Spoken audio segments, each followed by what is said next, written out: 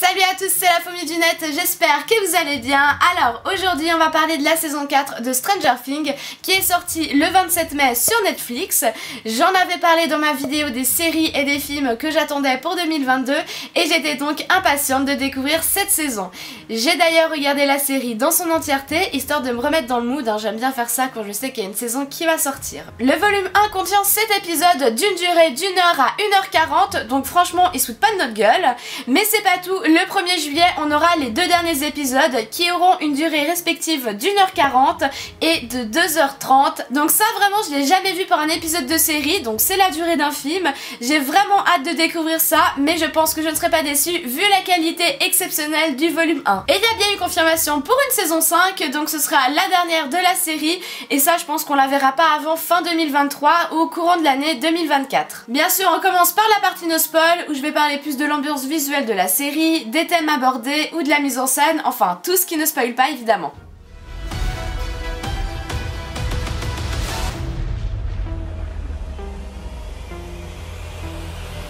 Alors je trouve que ce volume 1 marque clairement un tournant dans la série. Déjà les personnages sont en pleine adolescence et ça se ressent. C'est plus adulte mais aussi plus gore et plus violent. Donc c'est vraiment un mélange du top des années 80 avec cette ambiance un peu satanique, horrifique. Et on sent que ça déconne pas. Pour parler rapidement des thèmes, bah écoutez c'est à peu près la même chose que dans les précédentes saisons. Il y a toujours cet aspect enquête paranormale, mais aussi l'aspect adolescence et toute la thématique qui tourne autour de ça. Donc les problèmes qu'on peut rencontrer à cette période, les traumatismes, etc. Et il y aura aussi toute une thématique sur les origines, mais ça on en parlera dans la partie spoil. Alors pour parler de l'aspect général de la saison, et bah écoutez j'ai qu'une seule chose à dire, 30 millions de dollars. Oui, 30 millions de dollars c'est le prix d'un épisode et il y en a 9 au total. Alors le record était détenu par la dernière saison de Game of Thrones et là il a été carrément explosé. Vous vous rendez compte que c'est quand même plus que certains films Marvel, donc là c'est vraiment la série la plus chère de l'histoire. En ce qui concerne la mise en scène, bah écoutez c'est juste un truc de fou. La qualité des plans séquences est superbe, c'est hyper artistique, les transitions sont fluides, dynamiques, enfin vraiment on sent qu'ils ont bien investi leur argent. La photographie est magnifique, l'éclairage, l'ambiance et la diversité des décors sont superbes.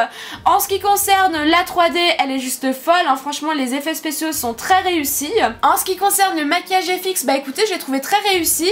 D'ailleurs le make-up artist a aussi travaillé dans Game of Thrones ou dans Harry Potter, donc il y a du niveau. Alors vraiment j'ai surkiffé cette saison, ça risque d'être un petit peu ennuyeux mais j'ai vraiment aucun point négatif en ce qui concerne l'aspect visuel, la mise en scène, la musique est excellente, hein, les thèmes musicaux moi j'adore, donc vraiment de tête c'est pour moi la série la plus belle ou en tout cas la plus réussie au niveau visuel, mise en scène, etc.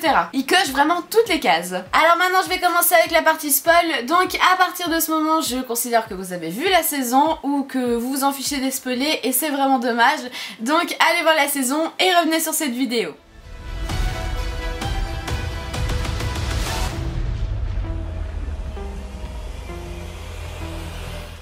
Alors déjà la saison commence avec un résumé qui dure quand même 3 minutes, donc c'est quand même assez long, histoire de bien nous rappeler ce qui s'est passé lors de la saison précédente. Et ensuite, et durant toute la saison, on va se concentrer sur 4 intrigues principales. Donc la première concerne 11, qui je le rappelle a perdu ses pouvoirs et a déménagé avec Will et sa famille dans une autre ville. Et en plus de ça, elle est victime de harcèlement scolaire dans sa nouvelle école. En parallèle à Hawkins, les événements de la fin de la saison 3 sont encore dans la mémoire. Bien sûr, on va retrouver Dustin, Mike, Lucas et Max qui sont rentrés au lycée. Bien sûr ils essayent de s'intégrer au mieux, d'ailleurs Lucas fait partie de l'équipe de basket, quant à Dustin et Mike, ils font partie du club de jeux de rôle. Et ça va d'ailleurs permettre d'intégrer Eddie, un nouveau personnage que j'aime beaucoup et qui est donc le maître du jeu dans le club. Alors cet arc est basé sur des meurtres surnaturels à Hawkins et donc toute l'équipe va commencer à enquêter. D'ailleurs une petite parenthèse pour parler du personnage de Max qui est vraiment bien mis en avant dans cette saison. Elle a même un épisode qui lui est consacré et qui est vraiment très réussi. Bien sûr il y aura Dustin, Mike ne sera pas présent parce qu'il est parti en vacances voir 11. Il y aura bien sûr Nancy, Steve, Steve. D'ailleurs on sent un petit rapprochement entre ces deux personnages. Personnellement ça me fait plaisir parce que je les aime beaucoup et je trouve que le couple de Nancy et Steve est plus prometteur qu'avec Jonathan. Et au fil des épisodes ils vont être rejoints par Eddie. Par rapport au personnage de Robin, je suis un petit peu déçue. Je trouvais son personnage mieux exploité dans la saison 3 où elle avait été quand même pas mal utile. Là elle reste sympa mais bon elle apporte rien de particulier à l'histoire. Ensuite on a l'arc de Hooper que j'ai beaucoup aimé. Donc lui on l'avait vu dans le teaser, donc il est encore vivant et il est détenu en URSS dans une sorte de goulag. Donc Joyce va recevoir des informations comme quoi il est encore en vie et va essayer de tenter de le libérer en compagnie de Murray. Et forcément ce duo à la fois improbable et comique ne pouvait pas me décevoir. D'ailleurs il y a une scène que j'aime beaucoup, ça se passe dans un avion et en fait Murray se révèle aux arts martiaux, il arrive à mettre KO son adversaire sauf que c'est le pilote de l'avion et du coup Joyce elle est en panique et donc c'était assez comique à voir. Et c'est ça qui est sympa avec ce duo parce que ça rajoute de l'humour et de la légèreté à une ambiance qui est assez lourde dans la prison soviétique. Concernant cet arc qui va durer tout le premier volume parce que c'est seulement à la fin de l'épisode 7 que Hooper et Joyce vont enfin se retrouver. Et concernant le quatrième arc, il va concerner Jonathan, Mike et Will. Alors personnellement c'est l'arc qui m'a le moins intéressé, donc en fait ils sont en train de chercher des informations sur le projet Nina. D'ailleurs ils vont même demander de l'aide à Suzy, donc la copine de Dustin, ça c'était assez sympa. Mais bon voilà, on n'a pas tellement d'informations à ce sujet, donc je pense qu'on aura plus d'informations dans les 2 derniers épisodes. On peut aussi relever l'attitude de Will qui peut paraître un peu étrange, mais au fond on comprend vite que ses sentiments amicaux envers Mike ont évolué pour devenir des sentiments amoureux.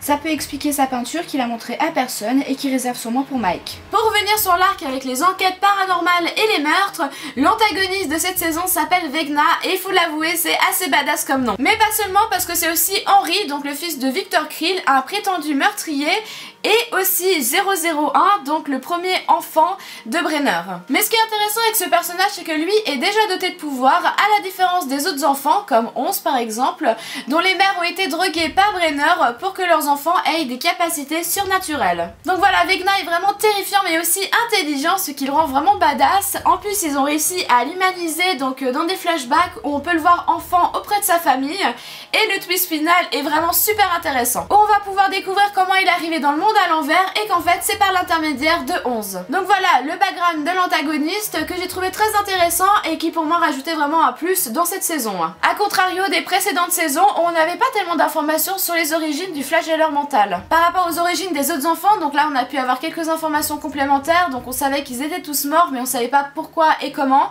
Donc ça c'est dans l'arc avec 11. On a aussi Brenner, donc alias Papa, donc lui ça reste un connard, à ce niveau là il n'y a pas de changement. Par rapport à l'Upside Down, donc le monde à l'envers, depuis le début de la série on a vraiment peu d'informations à ce sujet.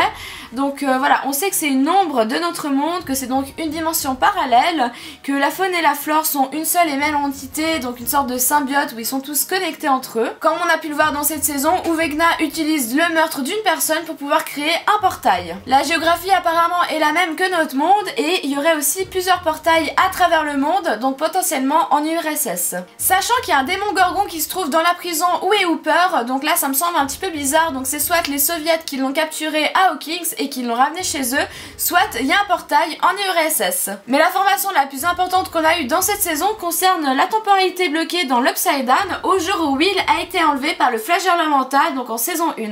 Donc pourquoi ce jour, je ne sais pas, les hypothèses sont ouvertes, donc n'hésitez pas à les écrire en commentaire. Par rapport au flagelleur mental, on l'a pas vu durant ce premier volume, donc peut-être qu'il va arriver dans les 2 derniers épisodes ou dans la saison 5. Donc voilà, on imagine que Vecna c'est son premier lieutenant, mais que le big boss ça reste le flagelleur mental. D'ailleurs en parlant de Vecna, donc on apprend qu'il a été envoyé dans l'Upside Down des années précédant l'arrivée de Will, donc ensuite le temps s'est mis sur off et on a toute la partie avec le flagelleur mental, mais donc on peut en déduire que Vecna était déjà présent lors de ces événements. Et d'ailleurs on apprend aussi que le fait que Victor soit resté trop longtemps dans le monde à l'envers l'ait transformé en monstre, donc Vecna. D'ailleurs je me demande si c'est valable que pour des gens qui ont des pouvoirs, parce que admettons que Will n'ait pas été sauvé par les autres et qu'il serait donc resté bloqué dans le monde à l'envers, est-ce que lui aussi se serait transformé en monstre ou alors il serait mort? Évidemment je suis impatiente de découvrir les 2 derniers épisodes qui sortiront donc le 1er juillet et qui feront au total 3h70.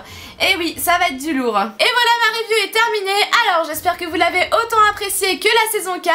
Si c'est le cas, n'hésitez pas à la liker et à vous abonner à ma chaîne pour me soutenir. Et moi je vous dis à bientôt dans une prochaine vidéo. Ciao ciao.